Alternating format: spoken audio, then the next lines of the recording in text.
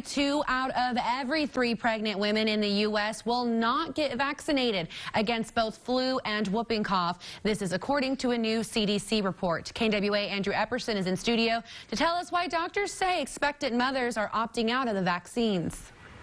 Both the flu and whooping cough can kill babies, not to mention mothers themselves.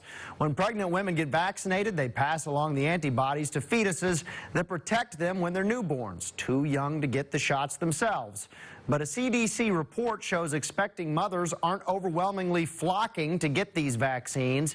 The agency surveyed more than 2,000 women. Only 35% said they're getting both vaccines. Dr. Randy Conover is a family physician in Centerton, and he says people avoid shots for various reasons that aren't necessarily true. Some of them feel like they get the flu if they get a vaccination.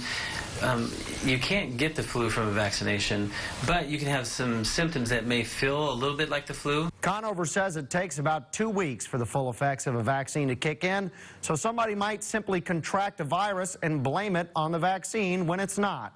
He says the medical community recommends getting vaccines in the 2nd and 3rd trimesters. Up to 2 weeks postpartum, that's when women are the most susceptible to getting the flu. In studio, Andrew Epperson, KNWA Northwest Arkansas News.